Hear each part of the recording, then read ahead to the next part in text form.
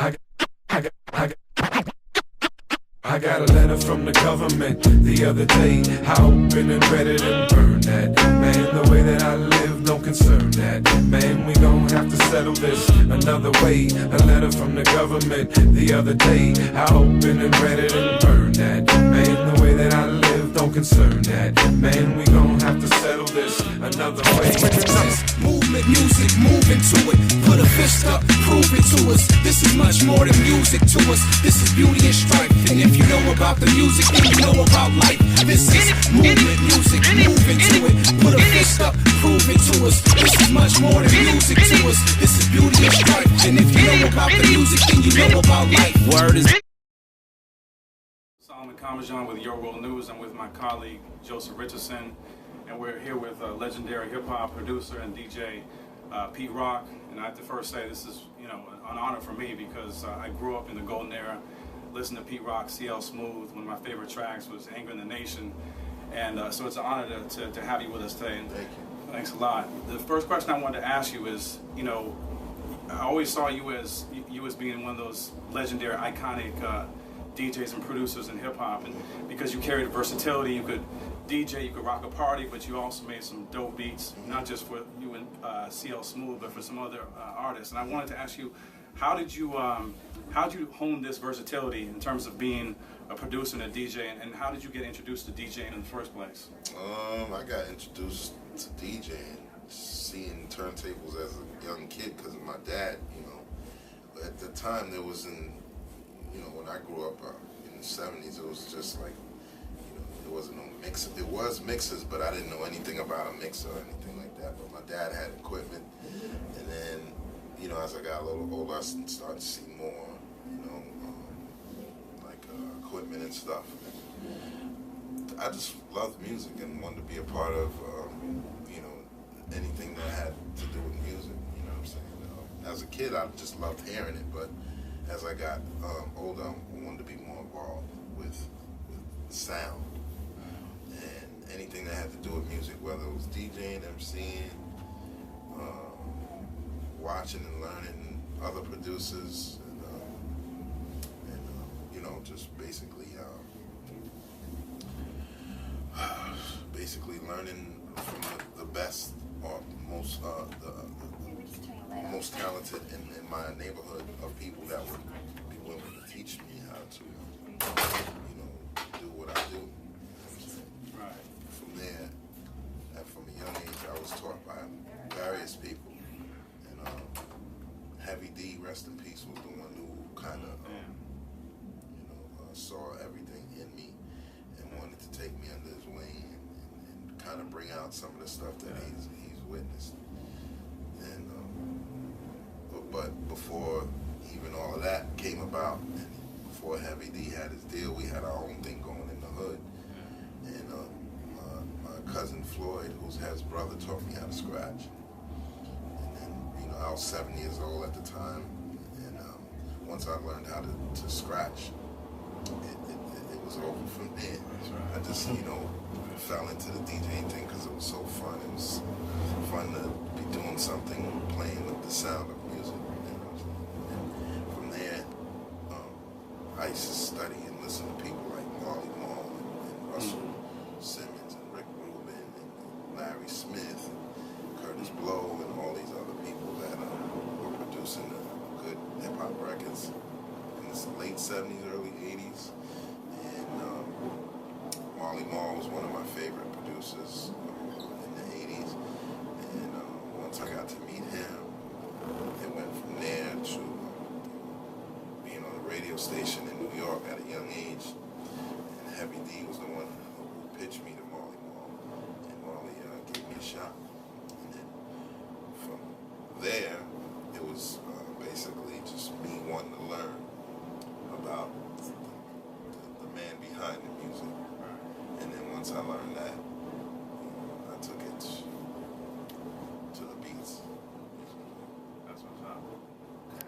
So whether it was like musicians that influenced you, whether they were, R&B artists, jazz artists, DJs, who influenced you musically?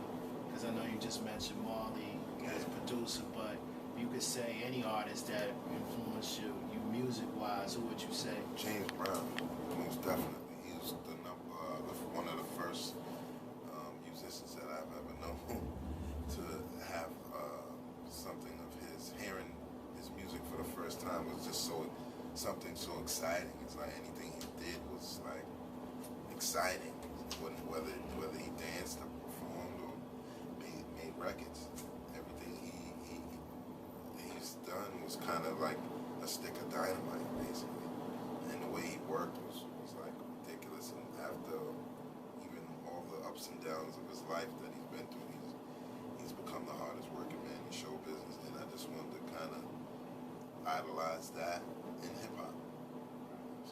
Growing up, I always knew who the DJ was within whatever set it was, whether it was UNCL Smooth or it was Gangstar. I knew who Primo was as much as I knew who Guru was. Yeah.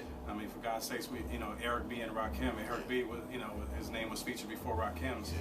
Now with mainstream corporate back hip hop, you don't, the DJ, the producer is really not featured that much. But, listen to your music, the DJ would always be featured somewhere in a lot of the songs. They would cut and scratch right in the middle of the song. Yeah.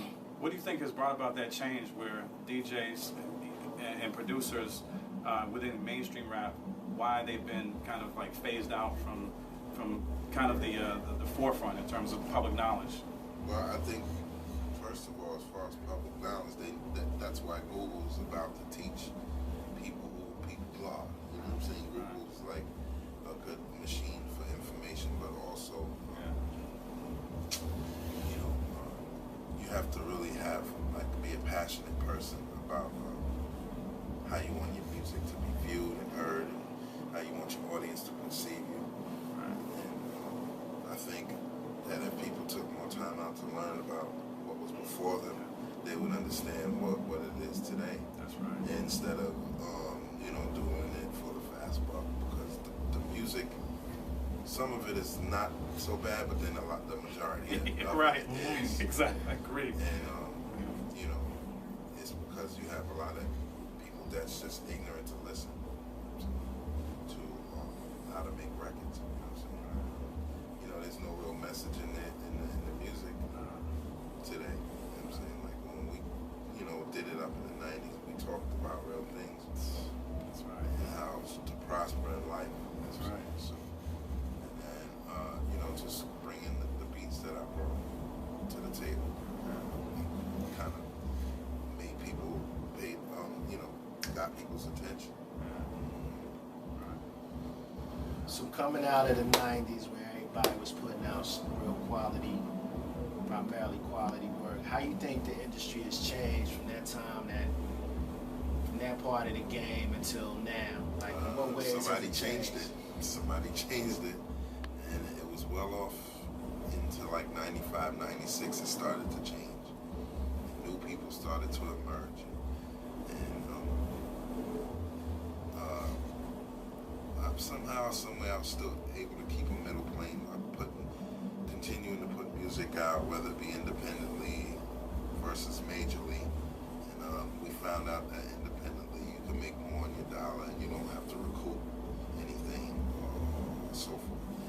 And I just think that people started to learn the indie world at that point, because the major world, there was something going on that we didn't understand. You know what I'm saying? Like the music just started getting more simpler, had more simplicity to it, less originality. And but nowadays I think they're getting the picture of how music is supposed to be made and sound. And I hear a few cleverness. I hear a few things that are not so bad. Right. You're about to perform tonight at Howard Theater. Probably a little less than an hour with DJ Premier, one half of Gangstar. And I just wanted to ask you, what are your thoughts and reflections on Guru? What did he mean to you as a colleague? That was my man. 50 grand. I mean, me and him have stories about each other. I mean, hanging out with each other. I've did one song with him called Pimp Shit, and it's on the Ballhead Slick album. That's right. Yeah, me Me and him were just cool, man. It meant a lot to me as far as the music is concerned because we all fought for the same cause. We were all on the same boat, going in the same direction. And it's just like, enlightening your peers and everybody that you learn from. Doing it with the younger ones that are coming up under us. You understand what I'm saying? Like we always wanted to send out or speak some type of truth in our music. So kids won't get lost like they are today. That's right. And we just have like one more question to ask you before we wrap up. We appreciate your time. You mentioned that the music today lacks a lot. Most of the music that's featured prominently on corporate mainstream media and labels and so forth lacks a message.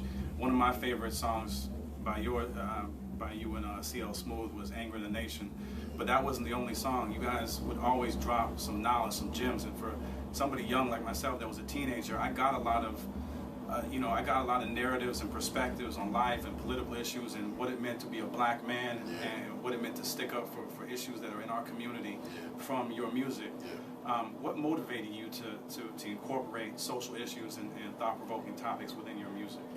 Just seeing different things on TV and reading and talking to different people about our society and our culture and where we are as a people in the world and where we fit. And, a lot of those things can be up and down. A lot of it was upsetting to even all the way up till now to this whole Trayvon situation. You know what I'm saying? And that's got everyone in an uproar, because there's so many different stories and scenarios and reasons why it didn't have to happen, but it did. But at the same time, we have to unify more, treat each other better, pull our pants up, and treat each other with respect, and unify. That's the only way that the power comes, that we can fight with. When we, it's like being stuck in a mud hole and we can't get out. We're too stuck in our ways. That's right. We need to, just kind of unify. That's right. My last question, are there any projects that you're working on right now? And I'd like you to tell our audience what projects and how my audience, which, we have a lot of college students that tune into us that may have very little knowledge of who Pete Rock is. How can we support you? I have something coming out July 30th, actually. It's a free mixtape. It's called 80 Blocks from Tiffany's, and it's featuring myself and Camp Lowe. Camp Lowe's right. A group from the 90s that had a song called Lucchini and I produced a whole mixtape for them, and it's I call it the good medicine show, because it's when you're tired of hearing certain music, you just want to hear some real hip-hop, you can go right to it. But it's coming out, and it's free, and it'll be available to everyone on hip-hop sites like that, Piff, all over. You know what I'm saying? July 30th. I'm excited. I appreciate your time, and most importantly, I would say I appreciate the work that you put in to this hip-hop game and how it's influenced and made an impact on my life, and I'm trying best I can to share your music and other folks from the Golden Era, share that music and those narratives with the young people I work with. So thank you so much, my brother. No problem, man. All right. Thank you. All right, man. Thanks. All right, bro.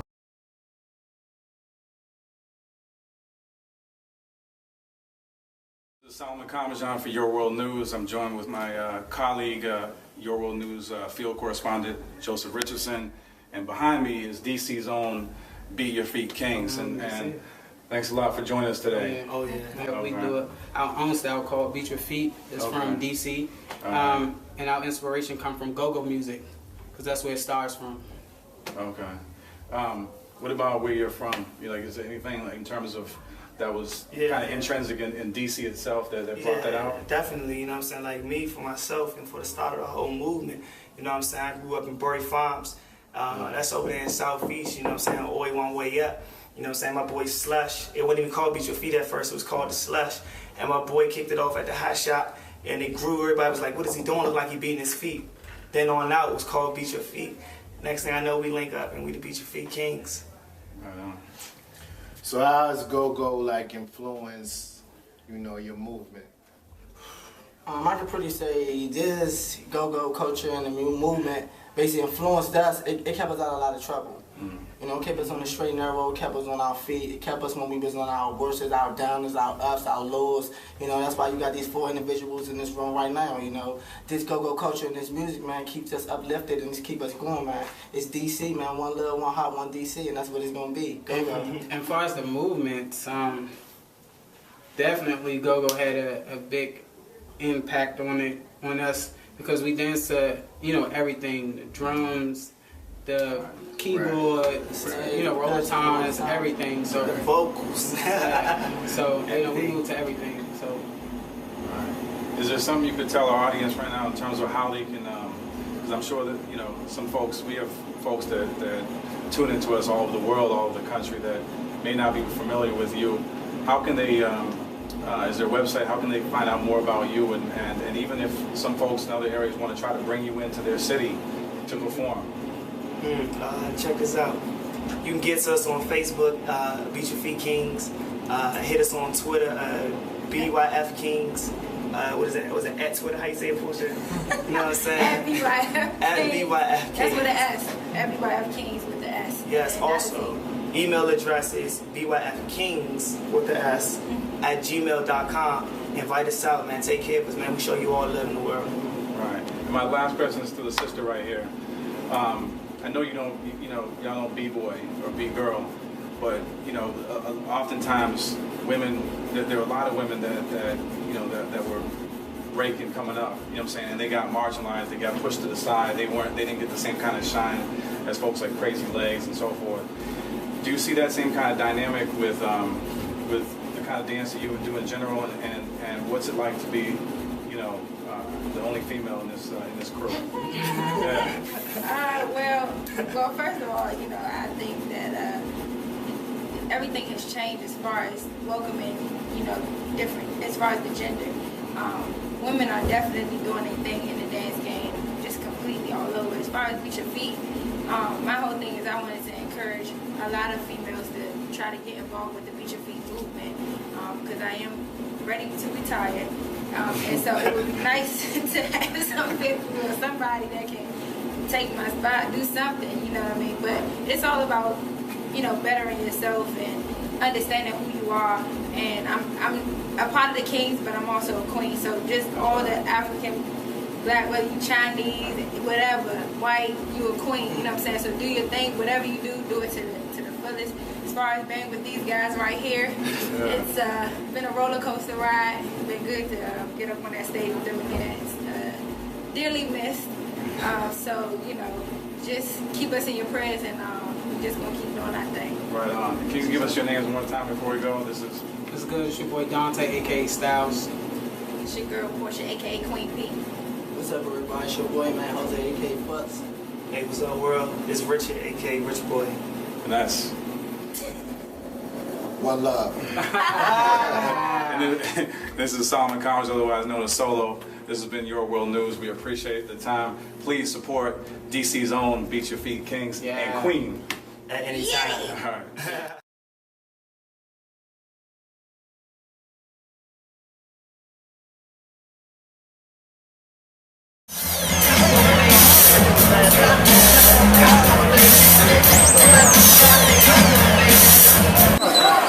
Yeah. Ladies and gentlemen, on my left, give it up for Mr. DJ Primo!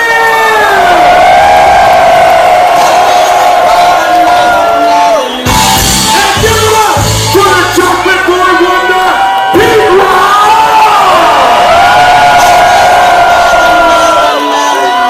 If you're ready to see a battle,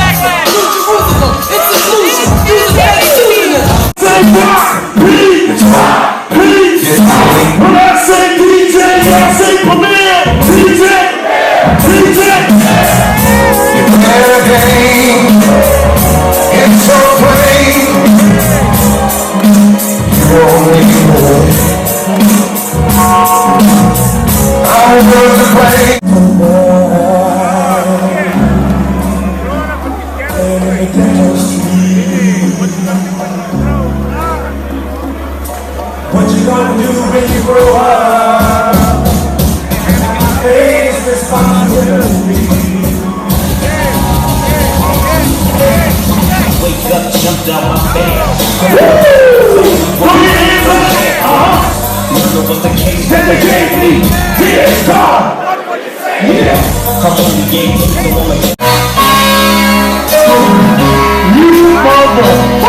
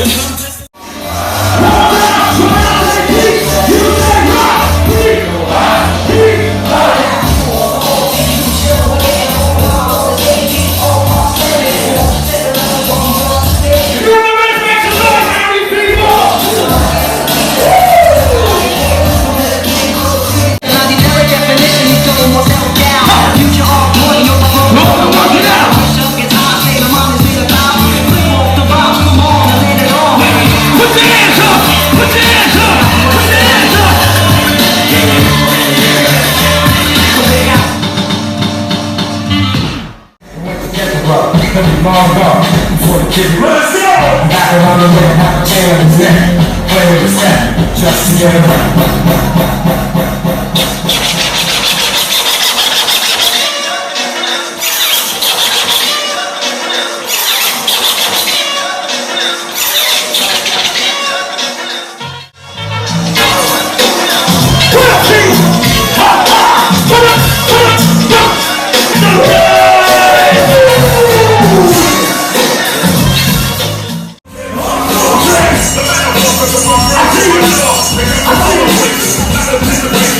I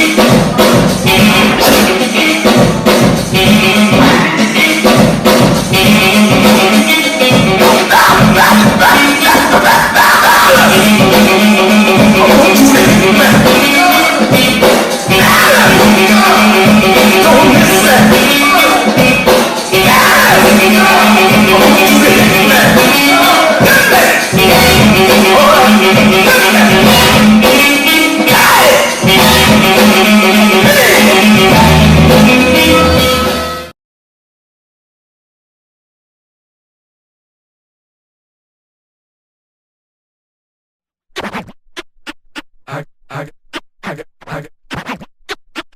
got a letter from the government the other day. I opened and read it and burned that. Man, the way that I live don't concern that. Man, we gon' have to settle this another way. A letter from the government the other day. I opened and read it and burned that. Man, the way that I live don't concern that. Man, we gon' have to settle this another way.